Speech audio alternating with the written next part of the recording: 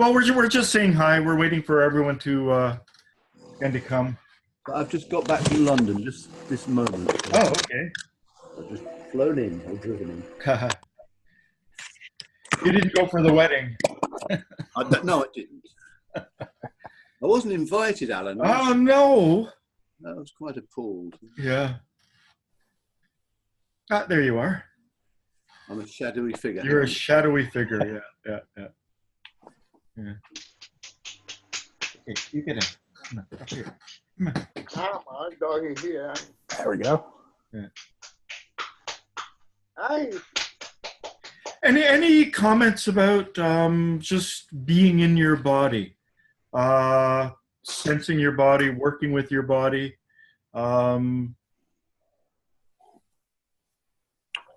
Yes. I found last week very useful. It reminded me of. Sorry, I've gone. Where am I? No, you're still here. I can't see you though. Oh, okay. Well, I'm still here, I hope.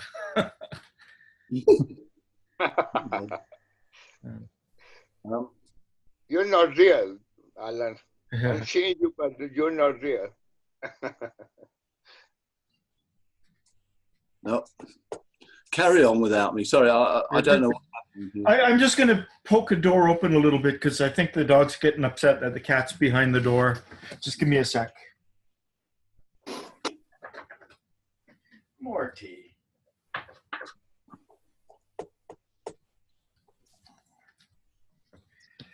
Okay. You were saying, Francis. No, last week's session was very. It's always, isn't it? It's always about remembering to do work, and in the midst of very busy life, remembering to do the work all the time. And no, I found last week very useful, and it was. What should I say? Well, there's several things. Can you see me? I can't see it. Yeah, we can see you fine. At least I can. That's. You might have it set on speaker view, so then whoever is talking will show up. No, I don't know what's happening. All I've got is a sort of white page that says launching. I'm going to go away. I'll relaunch. Sorry, forgive me. I'll be back. Sure.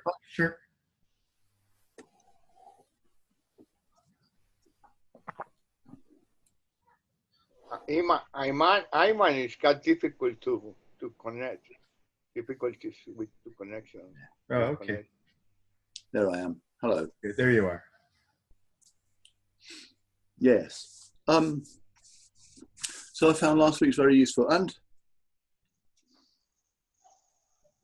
I think once, for me anyway, and whether other people have this experience, if you diligently work and you diligently do what you can do without getting anxious about results or getting concerned about doing the right thing. I mean, I think doing is very important. That's why I explain this.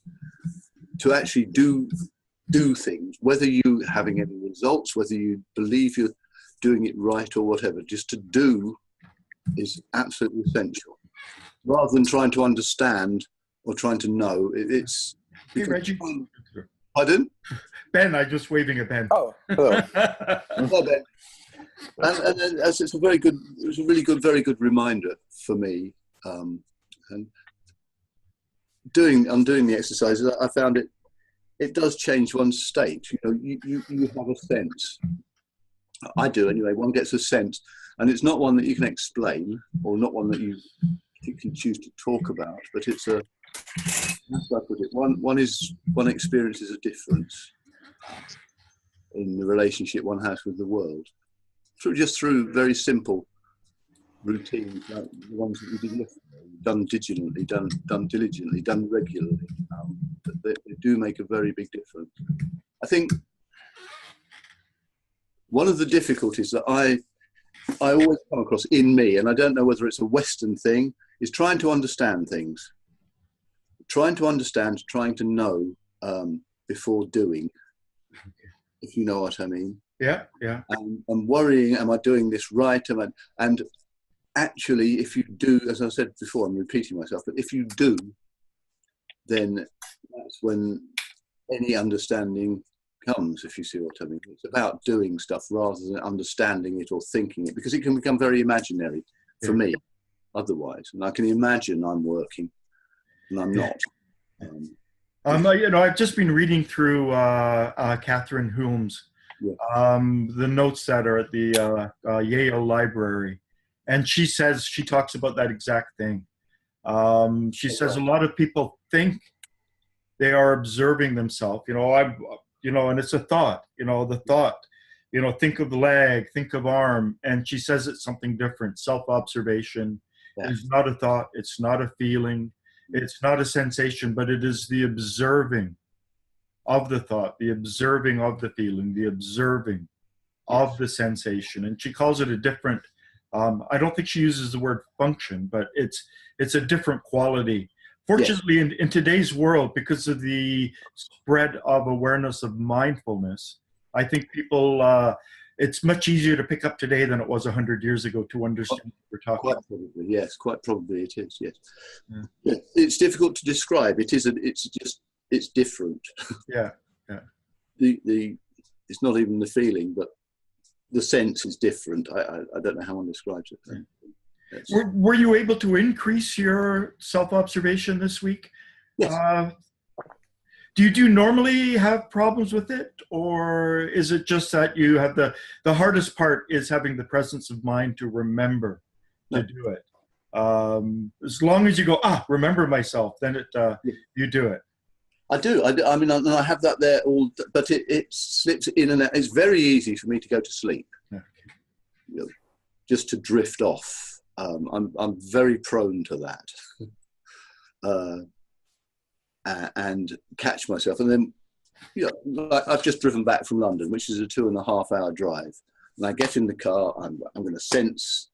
I'm going to self-remember for as much of this as I can. Next thing I know, I'm coming to remembering, and it's half an hour later. And this is my experience of the work. It is continually coming back to it. There are times, I'm sorry, I'm just gone. There are times, and there have been times when, for protracted periods, I've been able to stay, for whatever reason, I don't know, circumstances, conditions around me, whatever, where I've been able to stay in a waking state. I would call it a waking state, and it's very, very different to this. Are we right now, all of us? Michael said he can't, he's got problems with his daughter. I'm not sure where Reggie is. And we're supposed to have a new person joining. I'm with her on Messenger, but I'm not sure why she's not able to link. And I'm not sure where Martin is either. Hopefully, it's weird with all these time differences. But are we all, at least in this moment, able to be aware of our body, to be aware of our breathing, to be aware of the touch of air on our skin, the touch of clothing on our body? Yes. I mean, there's more to this. I'll wait. I'll give it a bit more. I've got I've been reading through, as I said, the Yale Library notes of Catherine Hulme. And I'll just pull it on the screen right now, but I'll talk about it again a little bit later. She says techniques for self-observation. Observe the tones of your voices or voice, your gestures, your posture, your carriage, your facial expression, your weight, your temperament. Now, these are all from the inside. Yes. So, your facial expression, where is the tension in your face? Is it in the muscles in your face, your jaw? Are you smiling? And then she says, weight, not physiological, rather a feeling of heaviness, sort of on awakening in the morning, or a lightness. I always feel a heaviness in the morning. I spend the first 10 minutes in bed just sensing my body. I do not get out of bed right away. I really wake up inside my body. It's something I've been doing for years, and it took me a long time to train myself to do that. So she's talking about, a feeling of heaviness or lightness on awakening in the morning, which is a clue to the emotional state. temperature, not medical, but rather our emotional temperature. I mean, do we get a sudden hot flash, a cold, clammy sensation?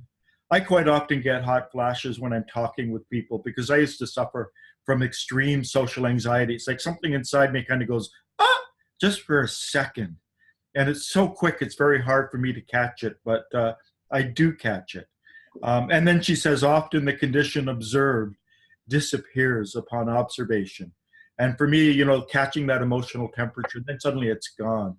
But at first, you know, with this self-observation, as she says here, all we are doing is getting data on ourselves. So, you know, the tone of my voice, I can change the tone of my voice. I can make my gestures more fluid. Some people gesture a lot. Some people don't gesture. You know, my posture, how I'm sitting. I have a pillow behind my back. I have a problem with my back. I've got two vertebrae that are out of alignment.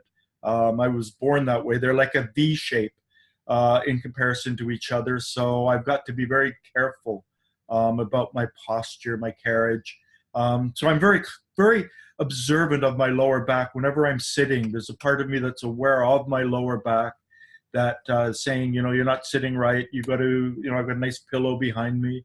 My facial expressions, sort of looking out from the outside, I hold a lot of tension in my face. That's where I hold a lot of negative emotions.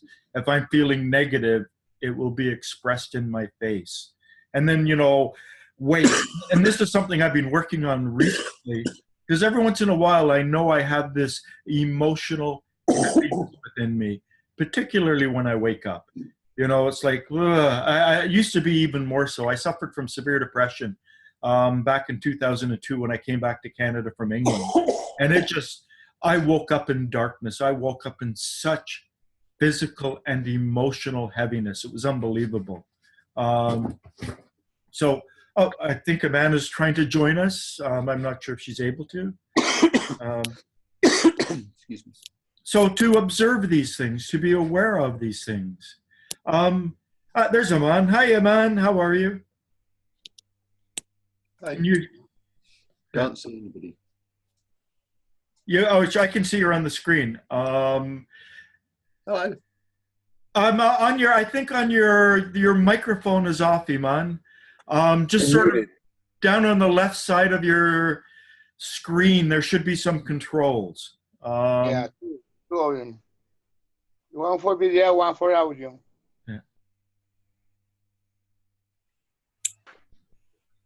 Can you hear me now? We can hear you, but you've disappeared visually. Is it fine if I just, because if I put them both the picture and the sound, the connection might be less. Yeah, I should mention everything that you think you know about the civil war in Damascus is at least a half truth. And Iman is coming to us from Damascus. She's actually a good friend of mine. She's someone that I've known for years. She used to live in Toronto. She's a friend of my daughter's. And she's been in Syria for the entire civil war. And she lives in Damascus. So just and I'm saying this, and then we won't talk about politics anymore. But you know, she has full internet access. You know, I've Skyped with her. I've Zoomed with her. How are things there in Damascus, Iman? Well, things are better than before, because this is the end of the war. But sometimes it's hard because, you know, big heads try to escalate it. There are some sides who don't want this war to finish or to end. So so this is a little bit hard. But today and yesterday we didn't hear any sound, so we don't know what's going on. But I would say we've become a little bit like Iraq. So no like sometimes no escalation, but there are bombing. Suddenly, you have in an area, we have suicide bombers, which kill a lot of people. So unfortunately, this started happening the last 2 weeks. So we don't know how it's going to end. Yeah, Mr. Gurdjieff talks about the awareness of death. If he could do anything to wake up humanity, it would be to implant an organ that made us aware of our death, and to live in a civil war, to go through a civil war, is for those of us in the West, we just don't understand it. I'm just trying to find something else. I mean, Iman, when she was in Toronto, what was it? The Initiators of Peace, or what was the organization's name? Yeah, Initiatives of a Change, which was an organization that worked on building bridges among the divides, and building peace. But like that was at the time of peace when I was in Toronto. But when I came back to Syria, I had different programs with me, but I didn't know that I was going to apply them at the time of war. Yeah, well, when she was in Toronto, she was the Ontario, which is our province, chapter head of an organization called Creators of Peace, that Initiatives of Change and Creators of Peace, which brought together, I'll just pull it up on the screen, which brought together Jews, Muslims, and Christians to meet each other, to get to know each other as human beings. And they have initiatives all around the world. And she's continuing to do that work in Syria, in Damascus. So, she's got this she's got this life that the rest of us can't really even imagine. She walked out of a cafe once, and a few minutes later it was no longer there, and windows getting blown out. So that's the introduction to Iman. I've known Iman since 2007. She lived in Toronto for quite a few years. She was a good friend of myself and my daughters. Wonderful person. What she's doing is just wonderful stuff. But to have lived through the civil war that's going on there has been quite fear-inducing, I would imagine. The awareness of your death, the awareness of your mortality, the awareness of crazy people, who just want to bring death, is something profound. I'm not sure where everyone else is, but let's just, I don't know where Reggie is. Michael, he's with he's got a problem with his one of his daughters that he's got to help. I'm not sure where Martin is.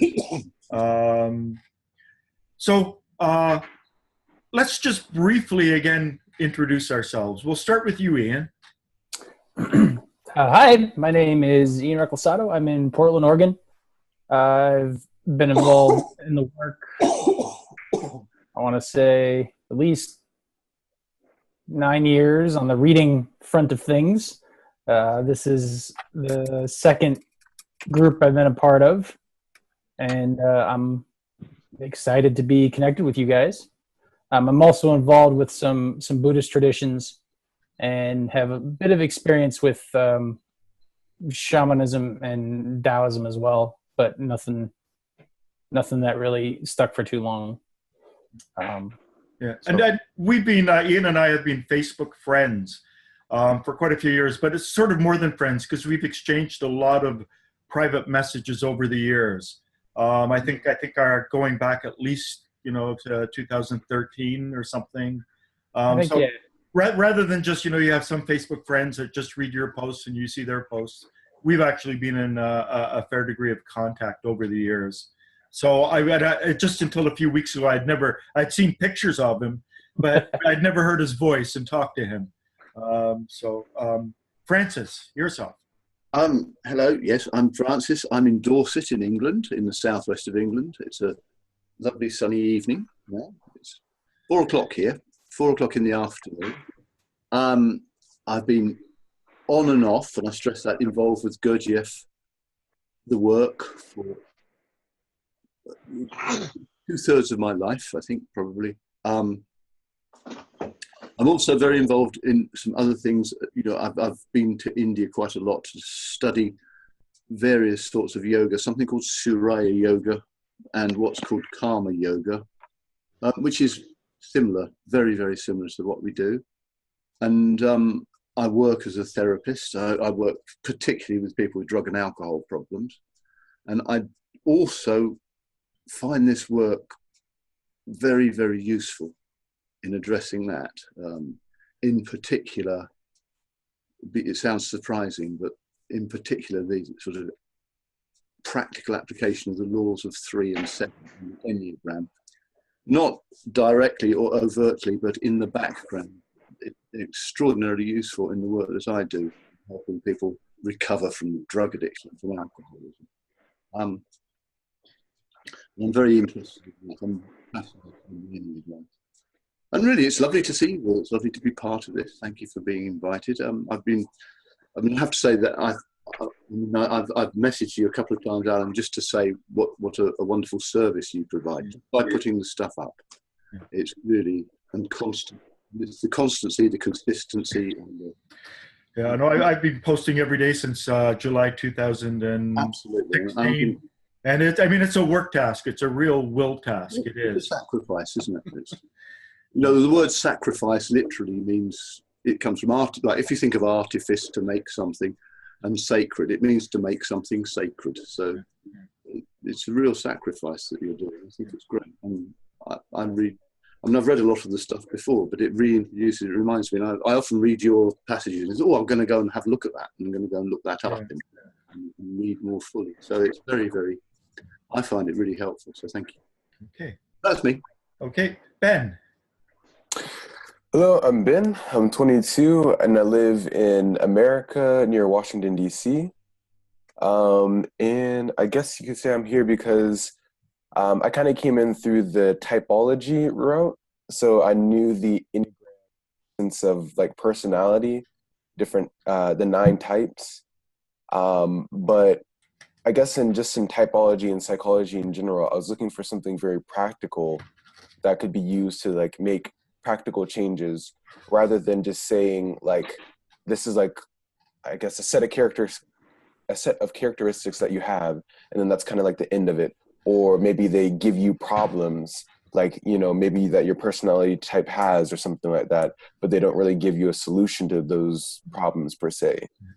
And so just in everything, I'm looking for like more self-awareness and more, I guess, self-understanding and making sure, because I think I'm younger than everyone here, maybe. Yeah. That I guess, I have. Mm-hmm. You're coming from the perspective of know thyself. Yeah. That's what threw you into this, to try and figure out who you are. And Mr. Gurdjieff has a very interesting internal map of who we are. I think it's one of the best maps that I've ever encountered. And I have a degree in psychology and studied all sorts of psychologists and different maps. So this is a good one. What about you're studying music? Yes, I'm studying music and education, but now because of actually personality and psychology related things, I started learning Russian, which kind of led me to start learning a bunch of other languages. So now I'd like to like teach English essentially around the world and learn the languages of those places also. Mr. Gurdjieff was very big into learning languages. Yes. He said the associative mind has to fill with associations. And this is actually, I've just been reading Catherine Hume's Yale notes. And so this is in the Yale notes. And this is why he used to recommend that people try to memorize 50 words in a foreign language a day. If your head brain's going to associate better than, oh, I can't believe they said that to me in this conversation and that conversation, why not learn another language? Why not use it productively to memorize words rather than pull us into a state of identification? So hats off to you. Guido, can you introduce yourself briefly, Guido? Guido's coming from Colombia, Medellin, Colombia in South America. So I've been trying to be real since I was born. I think I was real since I was born. Children have the capacity to be aware of themselves, and as we all know, as the time passes by, we lose the associations with ourselves. And I went to study my bachelor studies and ended up and went to United States in 1973 at the end of the Vietnam War, and it was very difficult. But I started studying English as a second language, and I very well learned how. I very well learned how. Guido, I'm gonna just fast forward this slightly. Late 1970s, the director Peter Brook came to introduce the film Meetings with Remarkable Men in Colombia. And you went there, you met him, you knew Nathalie de Salzman, Madame de Salzman's daughter. You worked in numerous groups in South America. Can you just tell us a little bit about that? In 1977, I went to an island here in Colombia, and the main city from the islands, the name is Buenaventura. Buenaventura is a coastal city near the city where I was born, and I was walking by the streets before I take the boat to go to an island, a little island. Somebody was selling books on the street, displayed on the street, and I took In Search of the Miracles, In Search of the Miracles, and it grabbed my attention, the name of that book, you know. So I bought it. I went to the island and I couldn't stop reading it all the time, many times. And I read it from. It's a small book. I don't know exactly if it's Search for the Miracle or it's a small book that talks about evolution. But I think Spencer wrote it. Yeah, no, I think you're talking about the psychology of man's possible evolution. Yeah, that's that one. Yeah. So that introduced me to the Gurdjieff ideas immediately. So I came back in 1977. So that was in 1977. And in 1979, I was already in a group of studies, the ideas of Gurdjieff. And Peter Brook came out to Colombia. Peter Brooks come to Colombia, to Bogota, and Medellin, to introduce himself as a director of the movie. You know the movie. Meetings with Remarkable Men. Yeah. So we went to the premiere of the movie in the whole world, and I continue studying. And I continue to study to be in the groups for since then to still now, you know. With some years of without going to any groups, because I moved from that city to Medellin, and I initiated. I was one of the one.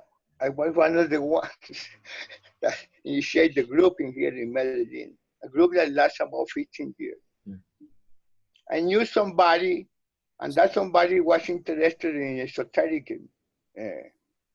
things, and I talked to him about Gurdjieff, and he was very interested. And we went to Cali, and Cali was the main city of Colombia to have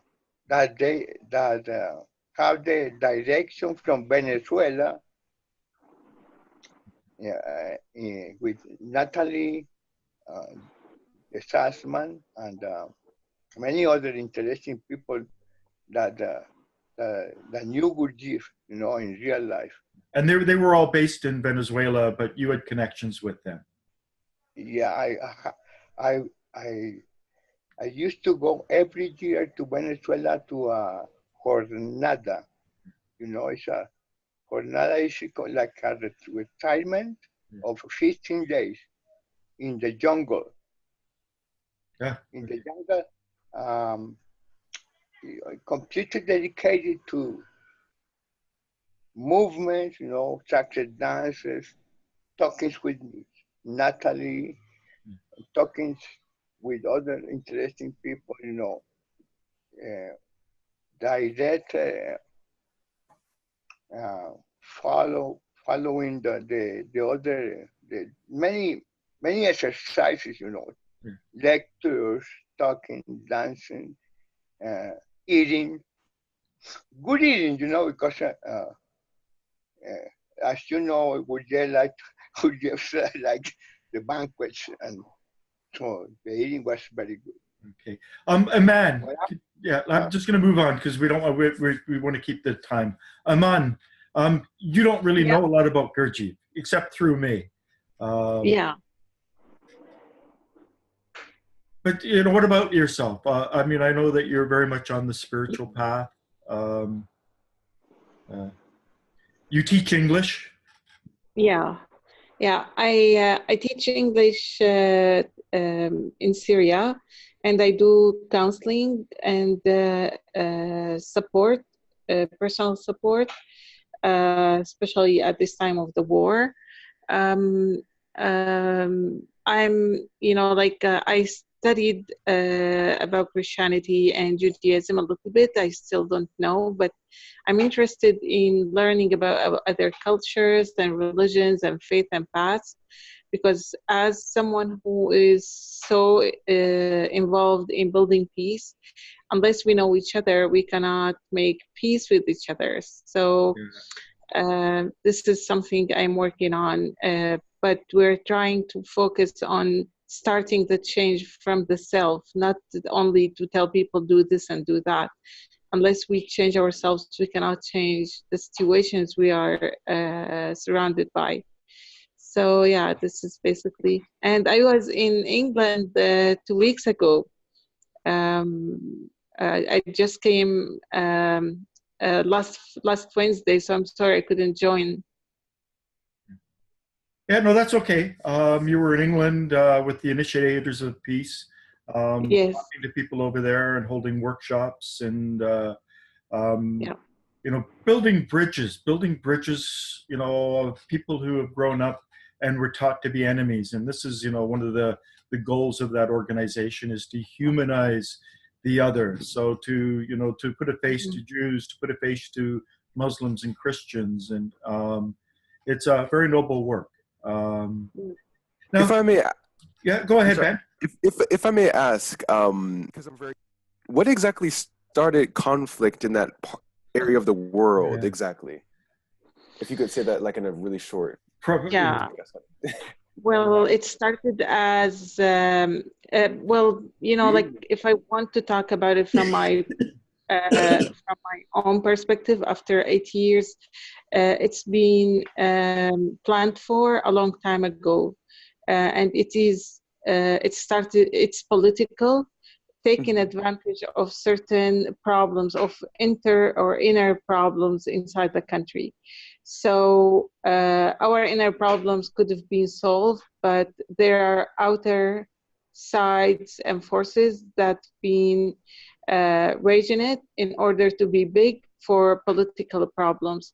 But I always say, if your house is clean, no one can dare to mess it up. So we're responsible as well. But it's really bigger than us, and not everything on the media is correct, honestly. So yeah. Ben, just quickly, Syria was one of the most ethnically and religiously diverse countries in the Middle East. They had the Alawites, they had the Sunnis, they had the Shiites, they had Christians, they had Druze, and these people had all been living in harmony for centuries. And then, people from the outside started agitating and started trying to break them up along sectarian lines. And in particular, Saudi Arabia with the Wahhabism, supporting a certain faction of people. And, the whole, when the Middle East was divided up during the First World War, it wasn't divided up along tribal lines. They wanted to separate the tribes to create disunity and weakness. And Syria was multiple tribes all in one. And they were fairly peaceful coexisting, but outside agitators and outside forces. But at any rate, let's just do an inner exercise. And all inner exercises should rightfully begin with the reason why we are doing them. And within the, in Search of the Miraculous by Ouspensky, recounting his conversations with Mr. Gurdjieff, he said George Gurdjieff told him that all work should be done along 3 lines: for the self, for the group, and for the work. I actually prefer to expand that. I believe work should be done for myself, for my fellow human beings, and for the earth itself. Now, this is something interesting I've been talking about, reading Catherine Mansfield or Catherine Hulme's notes. In it, Mr. Gurdjieff says that essence is like the physical body. In that she said we should say, I am and I have a physical body, not I am a physical body. I am and I have a physical body. But in that, she also says that Mr. Gurdjieff told her that our essence is of a substance that we share with every other person on this planet. So, the essential self, the self that exists in world 24 within the planetary realm, we're part of a collective essence, a collective identity.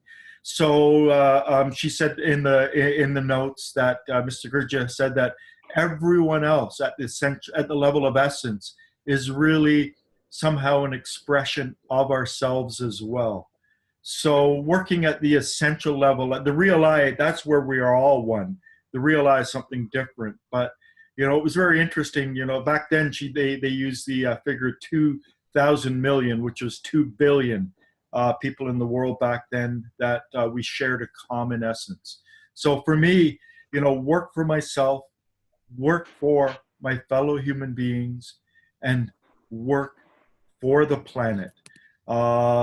Because we are a species on this planet. We are the most, we're the, like Mr. Gurdjieff said, we're like the brain cells of the planet.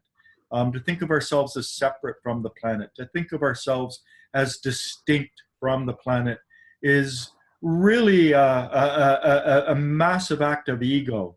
I saw a YouTube documentary last night that showed a human embryo on the head of a pin, and the human embryo was much smaller than the head of a pin, and we all started out as that human embryo, and we started pulling these resources from the planet, the iron, the magnesium, the minerals, into our body. And our bodies, Mr. Gurdjieff called them the planetary body. They really are one with the planet. So we really are a part of the planet at the physical level within our bodies.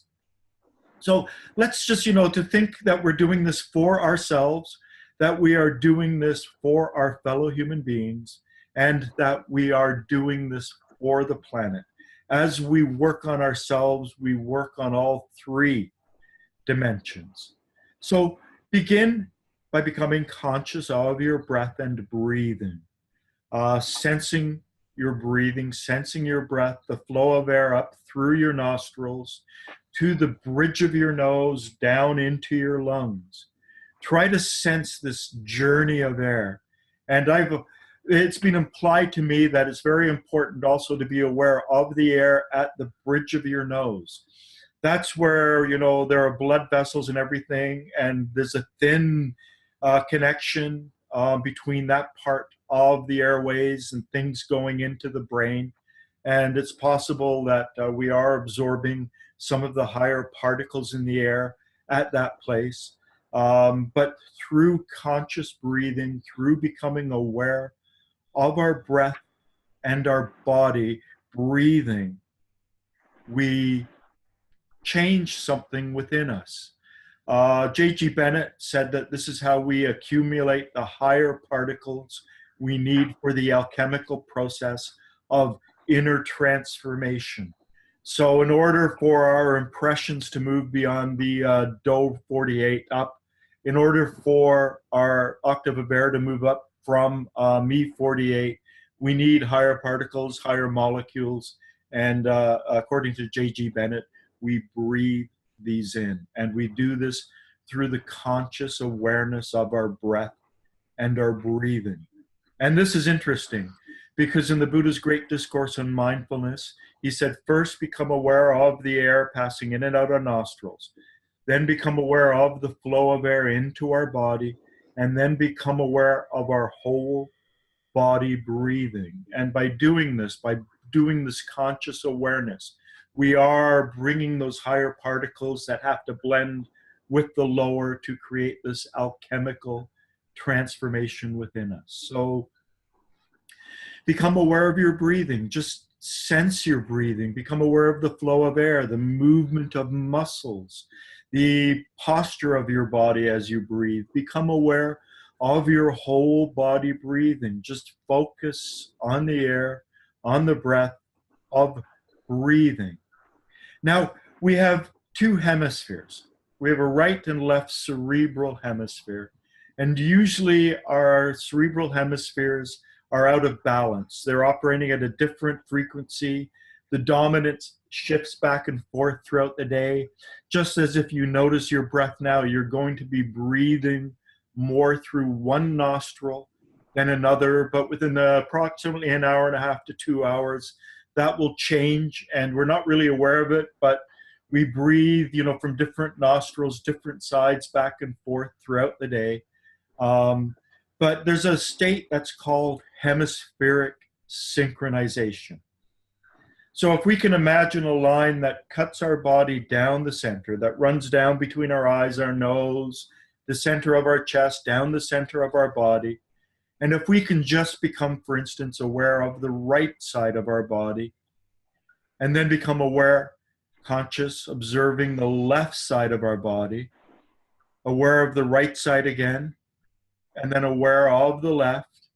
And it's always good to do things in three, so aware of our right side again, and then aware of the left side of our body. We can begin to get a distinction between these two halves of ourselves. But we can also divide the body along a medium point, along our pelvis. So we can become aware of the bottom of our body, our hips, buttocks, legs, feet, or the top of our body. So our torso, our arms, our head. So become aware of the bottom of your body. Become aware of the top of your body. And let's do this a third time. Become aware of the bottom of your body. And to become aware of the top of your body. Now, this is a wonderful exercise if you are feeling a strong emotion, if you're depressed, if you're despairing. Brain scans indicate that a lot of those strong emotions come from the back right part of our brain, deep in the brain, and it kind of cascades over. But it starts in an area and in the back here. And they say if we can achieve a state of whole brain balance, of hemispheric synchronization, we can stop these. So for my clients who suffer from depression, despair, where they often feel an overwhelming emotion, I tell them to do this. And it's an exercise that I call contralateral self-sensing. So we divide the body down the center, and we divide the body from the bottom and the top. And so the contralateral point of my right arm is my left leg. And they found that when we become aware of contralateral points of our body, it leads to this whole brain state of hemispheric synchronization, and it helps to balance us. So this is my prelude to this exercise. So again, become aware of your breath and breathing. Become aware of the air that flows in through your nose, nasal cavity, the bridge of your nose, back of your mouth, down into your lungs and back out again. Really become aware of the sensation of air as it flows in and then flows back out. And then become aware of the movement of the muscles, your diaphragm, abdomen, the muscles between the ribs. Try to become aware of both the sensation of air, the movement of the muscles, and then try to add the third component, the sensation of air, the movement of the muscles, and an awareness of your whole body breathing. Just become aware of your body, become aware of your body breathing. Bring this ability to observe your body, to observe your breath, this mindful awareness into your body, and be aware of your body breathing. And then I'm going to lead us down contralateral points of the body and back up contralateral points of the body. And in doing so, this will allow us to achieve this whole brain state. So become aware of your right shoulder and left hip, your right shoulder and left hip together at the same time. And then become aware of your right upper arm and left upper leg, your right upper arm and left upper leg, your right elbow and left knee, your right elbow and left knee. And then become aware of your right lower arm and your left lower leg, your right lower arm and your left lower leg. And then become aware of your right wrist and your left ankle, your right wrist and your left ankle. And then become aware of the top of your right hand and the top of your left foot, the top of your right hand, the top of your left foot. And then become aware of your right thumb and your left big toe, your right thumb and your left big toe. And then become aware of your right index finger and your left second toe, your right index finger and left second toe, your right middle finger and left middle toe, your right middle finger and your left middle toe. And then become aware of your right fourth finger and your left fourth toe, your right fourth finger and left fourth toe, your right baby finger and left baby toe, your right baby finger and left baby toe, the palm of your right hand and the bottom of your left foot, the palm of your right hand and the bottom of your left foot. Now reversing this process and becoming aware of the bottom of your left foot and the palm of your right hand. Excuse me, I'm sorry. We're going to go down to the hip. The right hip and the left shoulder. The right hip and the left shoulder. I'm just trying to figure out how to turn off other microphones, and I can't do that and do this exercise at the same time. The right hip and the left shoulder. The right upper leg and the left upper arm. The right upper leg and the left upper arm. Becoming aware of the right knee and the left elbow, the right knee and the left elbow. Becoming aware of the right lower leg and the left lower arm, the right lower leg and the left lower arm. the right ankle and the left wrist, the right ankle and the left wrist, the top of your right foot and the top of your left hand, the top of your right foot, the top of your left hand, your right big toe and left thumb, your right big toe and left thumb, your right second toe and left index finger, your right second toe and left index finger, your right middle toe and left middle finger, your right middle toe and left middle finger, your right fourth toe and left fourth finger, your right fourth toe and left fourth finger, your right baby toe and your left baby finger, your right baby toe and your left baby finger, the bottom of your right foot and the palm of your left hand, the bottom of your right foot and the palm of your left hand.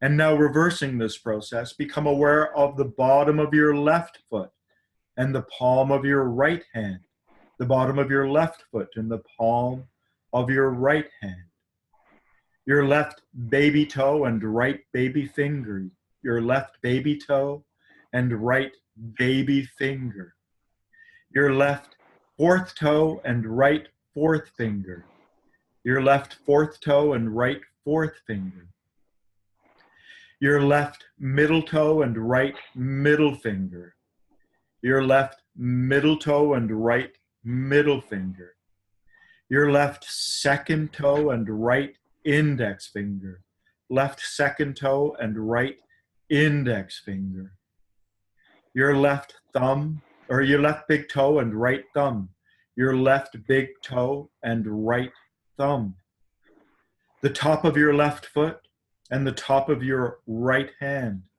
the top of your left foot and the top of your right hand, your left ankle and right wrist, left ankle and right wrist, your left lower leg and right lower arm, your left lower leg and right lower arm, your left knee and right elbow, your left knee and right elbow, your left upper leg and right upper arm, your left upper leg and right upper arm, your left hip and right shoulder, your left hip and right shoulder, the palm of your left hand and the bottom of your right foot, the palm of your left hand and the bottom of your right foot, your left index or your left baby finger and your right baby toe, your left baby finger and your right baby toe,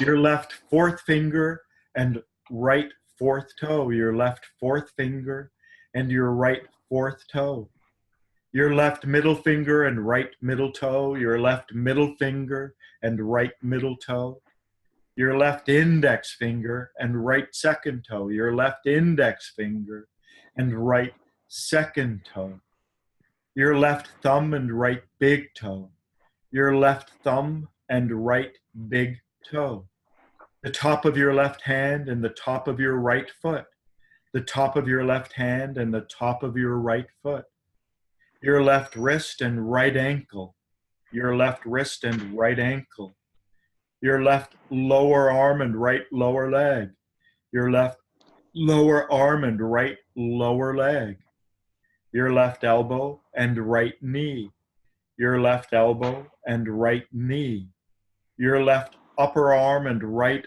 upper leg, your left upper arm and right upper leg, and your left shoulder and right hip, your left shoulder and right hip. And then simply become aware of your right arm and your left leg, your right arm and your left leg. And then become aware of your right leg and left arm, your right leg and left arm. And then become aware of your left leg and right arm, your left leg and right arm. And then your left arm and right leg, your left arm and right leg. And then your right arm and your left leg, your right arm and left leg, your right leg and left arm, your right leg and left arm, your left leg and right arm, your left leg and right arm, and then your left arm and your right leg, your left arm and your right leg. And then just take a moment and just observe within yourself. Observe the balance of your right and your left side, from your bottom and your top. Try to note what this feels like, what this state internally feels like. Perhaps even notice it in terms of your perceptions, in terms of your forehead, the part of your brain that exists behind your forehead. Try to observe what this balanced whole brain state feels like. And a final note, all inner exercises actually involve the observer observing. And so try to just slip back ever so slightly to be the observer observing your body, the observer observing your body breathing, the observer observing your body perhaps from the bottom of your feet all the way up to the top of your head. Just try to awaken in whatever way you can that observer that is always there watching. It is the witness witnessing our body.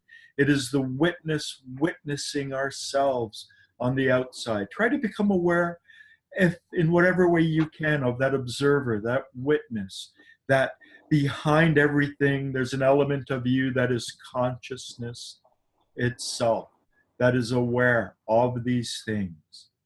Now, it's always important to keep some of the work that we do for ourselves within ourselves.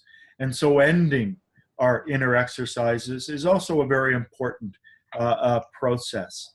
And so can you repeat silently in your mind after me, may results from this exercise be transubstantiated within me for my being.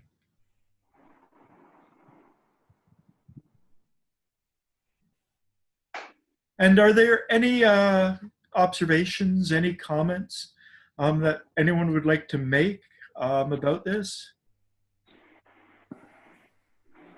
Nothing but extraordinary. That's exactly the way I used to be teach to how to do meditation in exact every word you express. Since I know the group, the work from Venezuela, with the Madam Natalie Sassman is herself. Exactly. Okay. Exactly. That's good to know. Any other comments? Does anyone notice this balancing going on within themselves? Yes. I know it feels. Oh, go ahead. I'll be brief. Yeah, I noticed it kind of as the exercise went on. It felt deeper and deeper in my body, and by the time we got to the end of it, I just wanted to keep going. There was this. It felt a little unnatural or unusual, but it very what's the word? Very good, very pleasant. But that doesn't quite do it justice. Just very, very present. Yeah. Go ahead, Ben. Ben? I was just gonna say, I noticed it feels different depending on the level of sleep that you've had. So today I slept more than usual, but like I guess if you sleep like maybe 5 or 6 hours, it feels like a little different. But that's interesting. Okay. Anyone else have any comments on this? Yes. It's a similar process to doing the movements. You know, in the movements, one is Well, it is about that. You know, your left leg is doing one thing, your right arm is doing another thing, your head's doing, and it's about the attention that you bring to all these different parts. So it has the same kind of impact. Sorry, just had to move. So it has the same effect, the same impact. Yeah, you're one of the fortunate ones because you get to do movements every week. No group meeting, just movements meeting, which I'm jealous of. I think there should be, you know, for every 10 yoga studios, there should be one movement studio that people can attend. And they should, yes, I agree. I don't know whether people would attend because they're not easy. Yeah. And they're not, I mean, they're not, most of it you have to learn by imitation. They are taught, but you're not sort of given, and there's a lot of different movements. Yeah. And some of them are really difficult. Things like the walking prayer. Did you ever do the walking prayer? I did movements for a year, and I'm not sure exactly. It was over 10 years ago. Okay. So it's been a while. There is one aspect, I mean, I was going to mention this, but in a minute. You were talking about the flow of associations and staying present. There is a sort of a kind of movements exercise which is about this. And when we're talking about languages, and Ben, you said you speak Russian, one of the things we do, there's a lot of counting in Russian in the movements. But backwards and forwards. So you've got ras, ba, tri, chiri, chitri, and you're going back. And this, at the same time, your arm is doing something over here, your feet, and it really does focus you. So yes, the movements, I love them. Some of them I can do, some are a few years away. So. But they do lead to the whole brain state. They really do. They very much do, yes. They do. And they're very good for focusing you. And I was going to say, you know, when we were talking about your brain wandering and you're sitting there, I was going to show you, if it's appropriate, a little exercise that you can do based on the movements which can actually focus your attention very much into the moment. I don't want to interrupt your flow. So. Yeah. I mean, for me, I lost my awareness because I know that there's some control where I could turn off the other mics, but I still haven't found it. And that's where I got, you know, the bottom of the right hand and the bottom of the left foot, and then I mixed it up. And the other thing that I usually do this with my clients. It's part of the hypnotic process for me, leading them into a hypnotic state. And if I pay attention to my own body and their body, I get messed up. I have to focus on their body because, you know, to do it, it's actually, I mean, to become aware of my body, to move, you know, down one side of my body, up the other is fairly easy, but to be aware of both parts and to speak them just gets me to that level where, you know, that between my competency and my incompetency. And that's where we really want to be. We want to live at that position, that level between competency and incompetency. Absolutely. So doing this online, while the only reference I can do is in myself, it adds a level of difficulty for me. So it was interesting to notice it from the inside. It's great. Any other comments? Guido, Iman, any comments? Well, I've noticed that, you know, like when I was focusing on the left side of me, it was a kind of image, there was a kind of image like light, like there was really huge light. And when I was focusing on my right side, I felt like I just needed more air, as if I couldn't breathe. And also I felt like there was a kind of animal inside me. I don't know what it was, but that's what I felt like. This is the image, something like an animal went out of me. But I felt warm. I felt, at the end, I felt warm, and I'm suffering lately from backache, and I felt like it was, you know, like located in the right part of the hip, and now I feel like it went down, like it wasn't in one area, it's just expanding, which is good because it's one area was really giving me a hard time, so it's like as if it's releasing or going away. So yeah, that's it. No, that's a good observation. Between the right and the left side, they say the left side is the feminine side, and the right side is the masculine side. So I know that Ian has problems with tension. He can feel it in down parts of his right side, just sort of like his bodily physical identification. And it's interesting, Iman, that you noticed lightness. And are you talking about light as an illumination, or light as in the sensation of light, like, you know, light and heavy, or light and dark? No, light and dark. Light and dark, so the illumination. That's an interesting observation, yes. Okay, one of the things I wanted to talk about today, I'm going to just pull it on the screen. Some of you were here at sort of earlier. This comes from the notes. There's something like 131 pages that are in the Yale Library that were donated by the estate of Catherine Hulme. And Catherine Hulme was one of the ladies of the rope. The first group that Mr. Gurdjieff began to work with in the 1930s. He stopped doing group work and individual work after his automobile accident in 1924, where he nearly died. And he came out of the coma and he recovered, and he realized that he had to put his ideas down in writing, or else they could be lost. And he spent, you know, years working on his major book. And then, you know, these people like Catherine Hulme were members of Jane Heap's Paris group. And they heard that Mr. Gurdjieff would often go and write at the Café de la Paix in Paris. And so they went there one day and they saw someone and they said, I think that's Mr. Gurdjieff because of his hat and the way he looked. And they got invited for dinner the next day, or that night, what they called a crayfish dinner. And then they started going to the Café de la Paix and sitting and watching him and hoping, well, either knowing that they would either be ignored or invited over. And they kept on doing that day after day after day. And Mr. Gurdjieff started to invite them over and work with them. And she became a writer.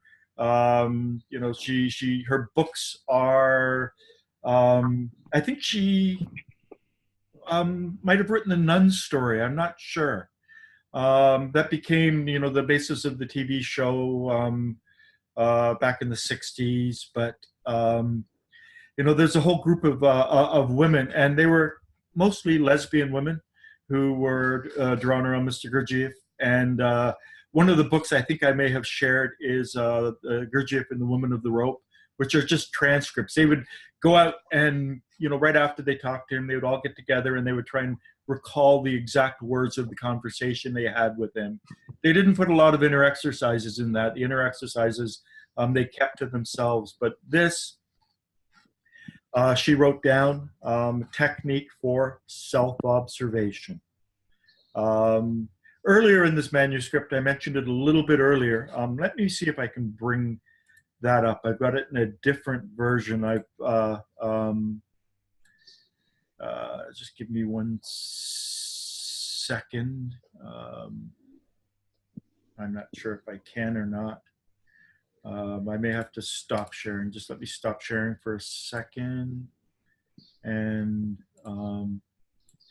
what she talks about in, yeah, here it is. Let me try and just give me 1 second.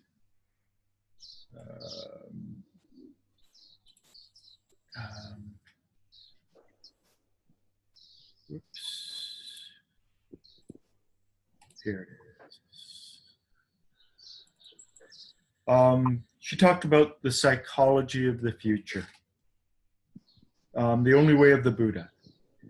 We see immediately that this impersonal observation of the 3 automatic functions of our organism as objective facts, entirely as objective and unrelated to anything properly called ourselves, as in any other mechanisms of nature, such, for example, as the ocean tides, is precisely, and this was actually underlined, so where I have comments, it was underlined in her manuscript, a fourth possible activity for human beings.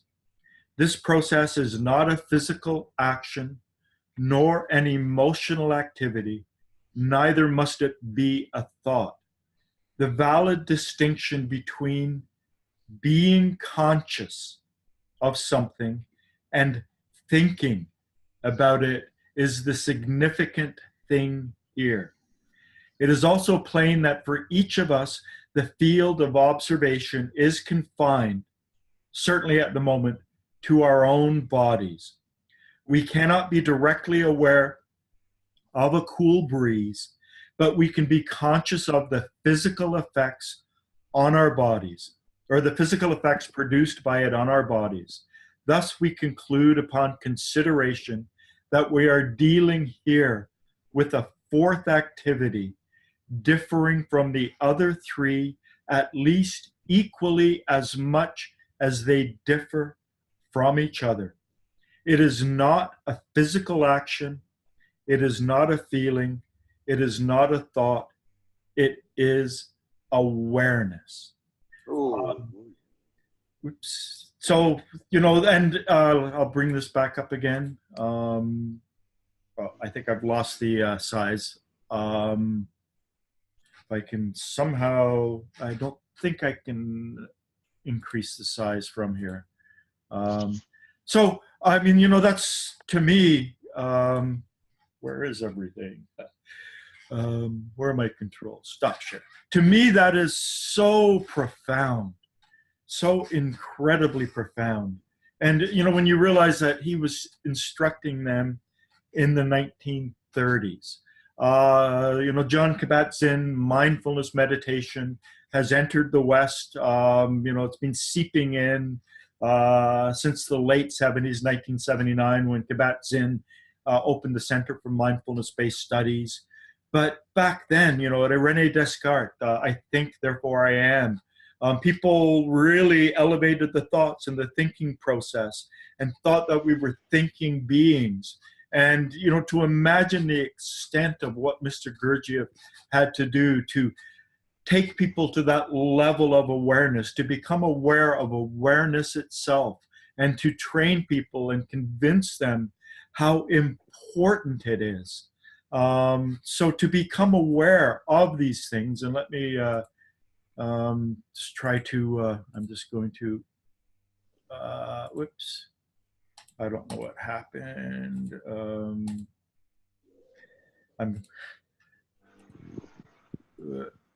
I'll pull this one up now again on the screen. Oh, Reggie joined us. Your screen, your microphone's off, Reggie.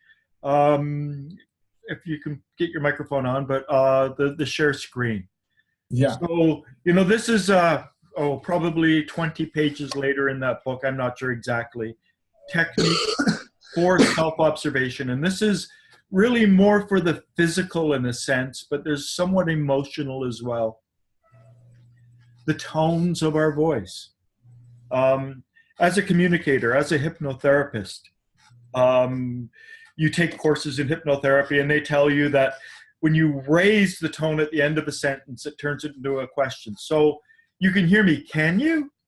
Whereas if you flatten it, it's like a sort of observation. You can hear me, can you? And when you lower it, you can hear me, can you? It becomes a command.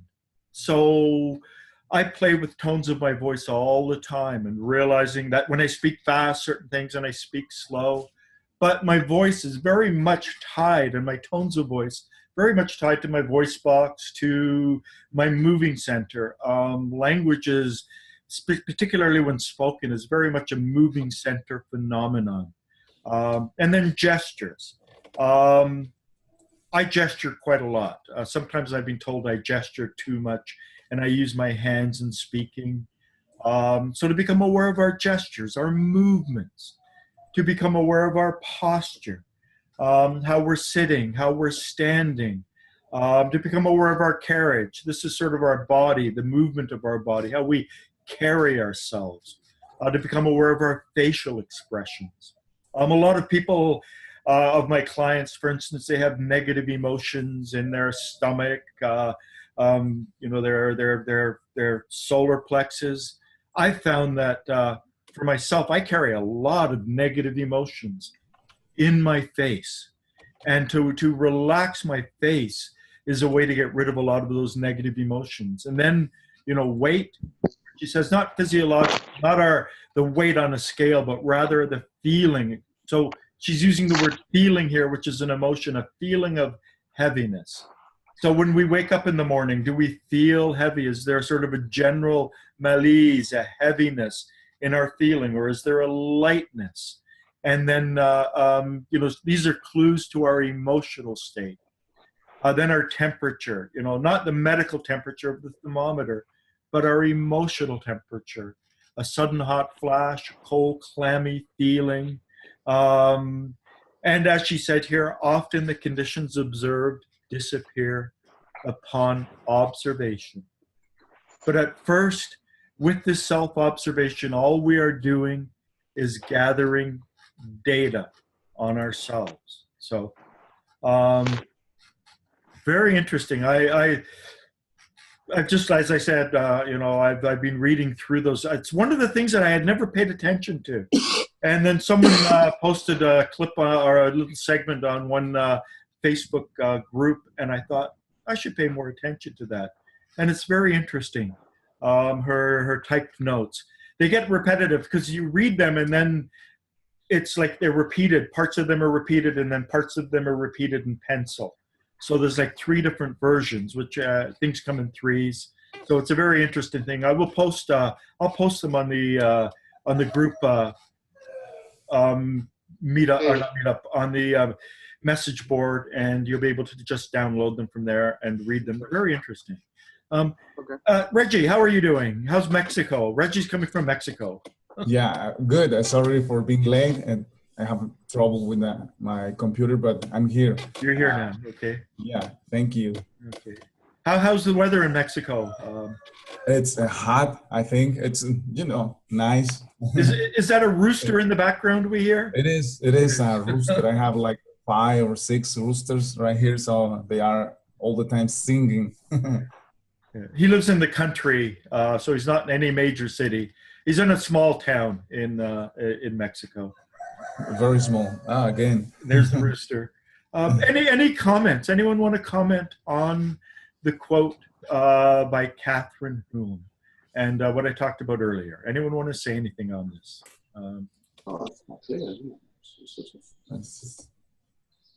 No. Francis? I wasn't saying anything. No. Okay. Yeah. No. It's yes. I agree with this. Anyone else? I like the I don't know, I like the part about the facial expressions, Yeah. and what you were saying about carrying the negative emotion in the tension in our face. Last week, Francis had mentioned something, I think to me, but to the group, about feeling into the eyes and the muscles around the eyes and the nerve at the back of the eye. And I've been doing that kind of off and on this week, and I noticed a lot of anger and hatred when I sense into that area, and it feels very tense. It's almost like it's pulling in. The tension is tightening to sort of block any kind of flow, and then there's just this kind of anger that there's something heavy and gross, kind of tight, that comes out. To see that from the inside was really interesting. You read the newspapers and watch the TV? No, I'm mostly a computer guy. So I read the internet and I watch the internet. Be careful of the websites. In one sense, it's, but we don't live in the world that. This is one thing I've come to realise, having done this, and it sounds, I can't put it any less strange than this, but we don't live in the world that we think we live in, and we're not the creatures that we think we are, and we're a lot more vulnerable to, let's say, influences from below, from the lower world, because that's nature, you know, and we think the whole, all the stuff that comes at us. I mean, you were talking, Alan, earlier about anger. I mean, there's a whole pool below us, if you like, and it's a very powerful pool of anger, of fear, of shame, all this negativity, and it's kind of like subterranean. Yeah. And the influences, like the internet, the media, they drill into it, and we get sucked in, and it kind of comes off, and it, of course, it's in your eyes. That's what you're looking at. That sounds a bit glib, but seeing is not a one-way thing. It's interesting, we're talking about awareness. Nobody knows how we see things. One of the things I'm really interested in is artificial intelligence. One of the big stumbling blocks in building an artificial human being is how on earth do we see stuff? And it only takes a moment's thought to, when you're looking at something, you're aware it's over there. It's not on a screen in your head. How's that happening? Seeing is an extraordinary process, and it's something we can't replicate artificially. So again, because of the sleep state that we're in, we exist on a level where we're just not aware of all sorts of things that are going on all the time. Probably just as well. I think it would be terrifying if we suddenly woke up with no preparation and, you know, we're in the real world, as Gurdjieff says. Yeah. But I don't know. It may be that. Yeah, I mean, you know, one thing, you know, in terms of facial expressions, and maybe this week we should really try to become aware of our facial expressions. Try just to focus on that. One exercise that I like doing is when I'm, you know, in a cafe, if I'm by myself or I'm on the subway or on the bus, is I look at other people and I try to adopt their facial expressions in order to inwardly experience what they are experiencing emotionally.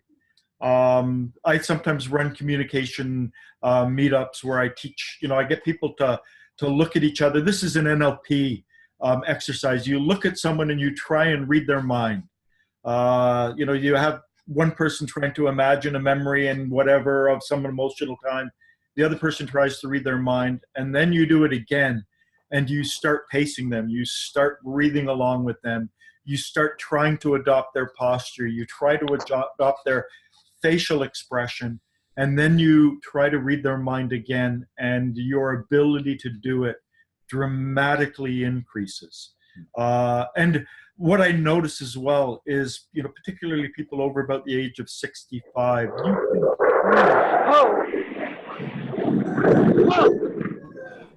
Okay. Sorry, I need to log off. Okay, man, no problem. Take care. Okay, I'm sorry. Bye-bye.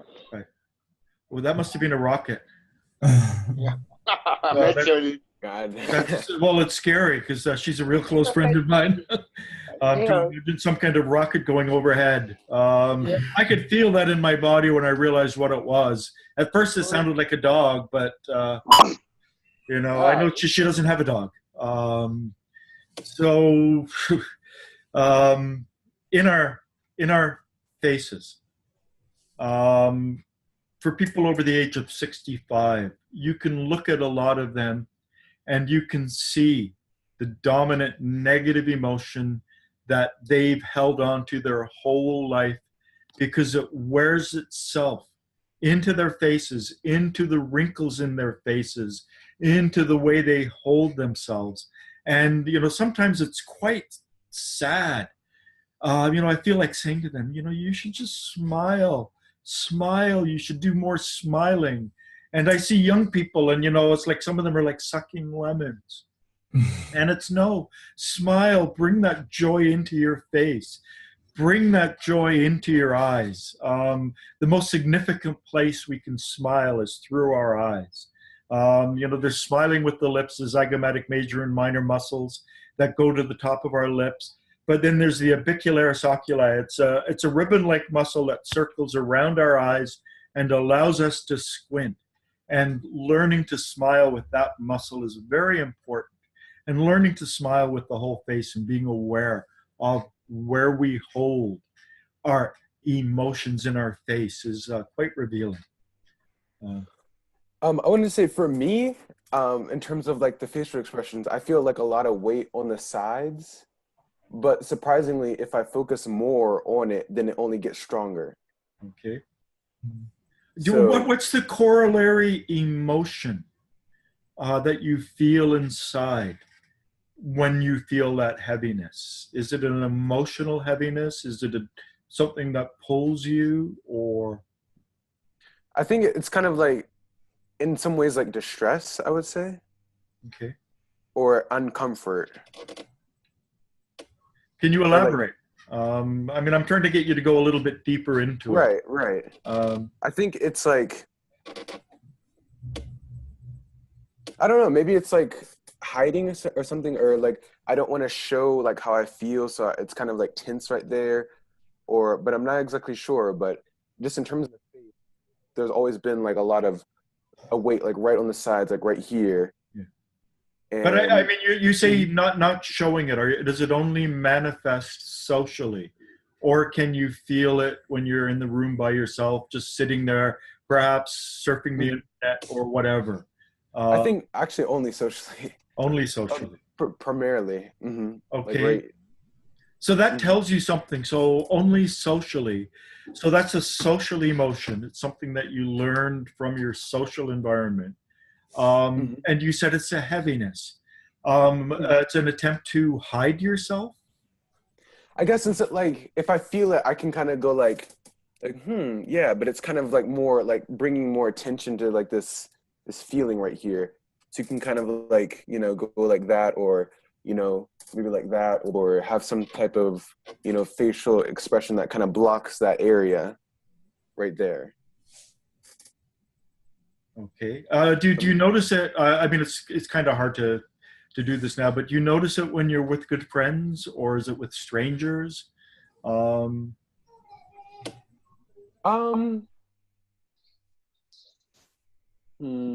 I think it goes away with good friends. I think only with strangers.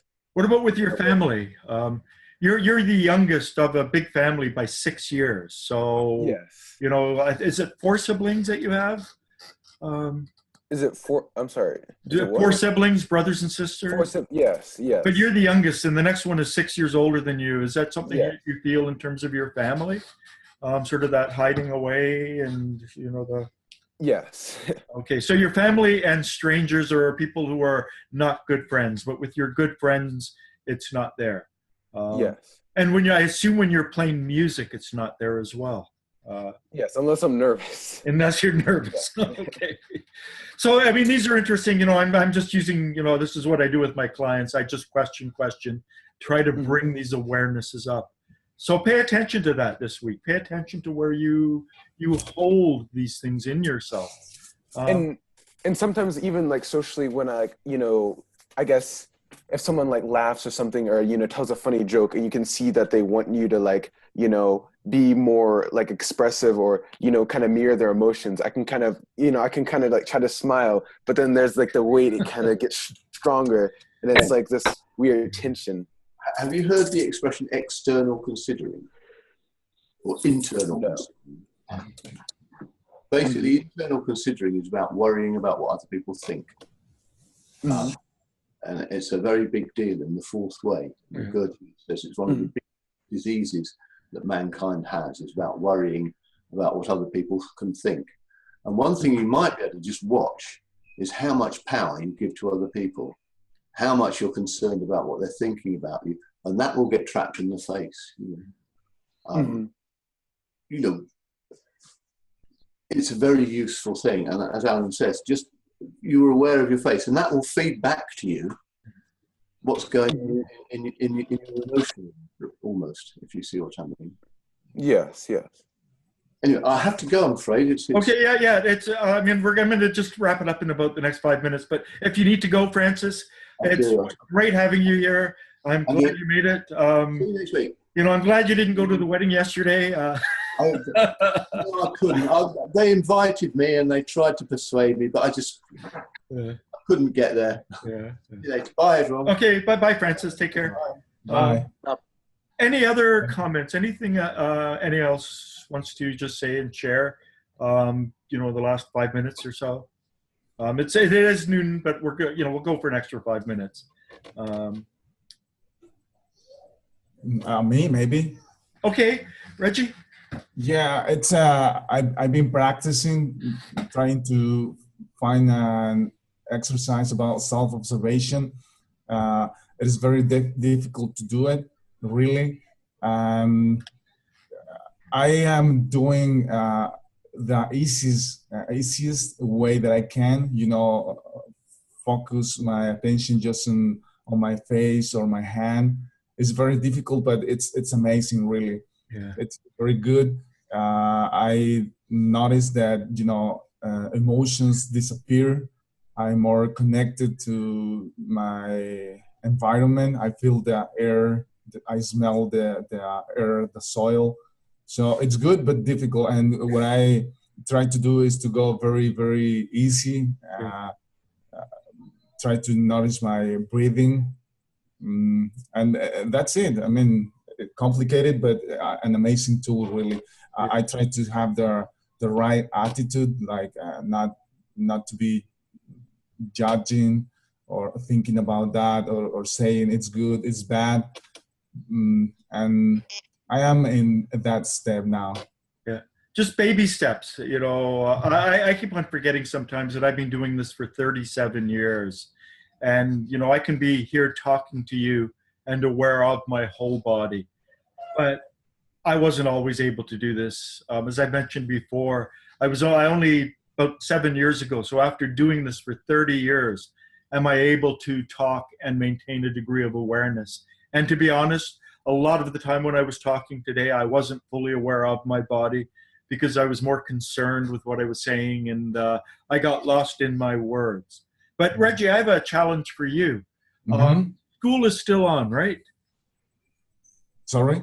School is still going, right? Okay, yeah. Try to be aware of your facial features. Try to be aware of the emotion in your face when you're standing in front of the classroom. He's a high school science physics teacher. When you're with your class, just try to become aware of some of the expressions that you make, some of the emotions that you reveal through your face to your students. Just, try and take a little, these little snapshots of these moments when you are teaching. See if you can do that. I did what you told me. I mean, I have an alarm on my phone. So every half hour, it sounds, it rings. So it's like an exercise. I try to be aware at least for a second or two. It's good. Yeah, it's excellent. Yeah. There's also a mindfulness bell you can have as an open tab on your computer, and you can set it to be short or loud. You can set it for random times or specific times. I'll post a link for that as well. I find that I have to turn that off because I get too habituated to it. So I turn it off and I turn it back on, and I turn it off and I turn it on.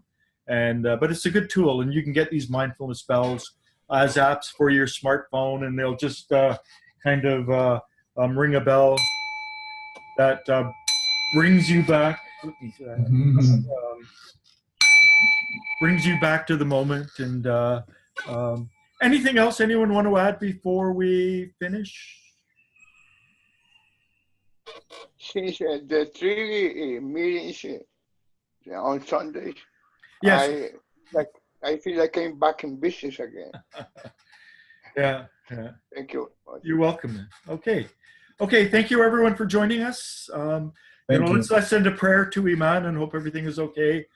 She said everything was in the Facebook group. She said, "I'm sorry, we are okay." Oh, good. Okay. I didn't look. That's good. I mean, I assume that I could have just imagined it, but it certainly sounded like a rocket going overhead. Yeah, I did. And, the awareness of our death. Mr. Gurdjieff at the very end of Beelzebub Tale said if he could do anything, he would implant an organ within us that made us aware of our death. And to be in a zone like that, you are much more aware of your death and, you know, the destructive nature of humans and how crazy people are. At any rate, thank you all for joining me. And I don't know where everyone, you know, there's a few other people who are part of the group. And, you know, my meetings that I'm going to have with everyone, I want to, you know, a week and a half to 2 weeks. You know, initially I said a week, but, you know, there could be 9 people. One of them may never show up. She's kind of shy. That would be 9 hours a week for me, which is just getting a little too much. But I will try and be personally in contact with everyone, you know, at least an hour long talking, probing deeply every 2 weeks. Maybe, you know, a week and a half to 2 weeks. We'll see. Okay, everyone take care. Thank you for joining me. Thank you, everybody. Thank you. Thanks, everybody. Bye, Alan. Bye. Bye. Have a nice week. You too. Take care.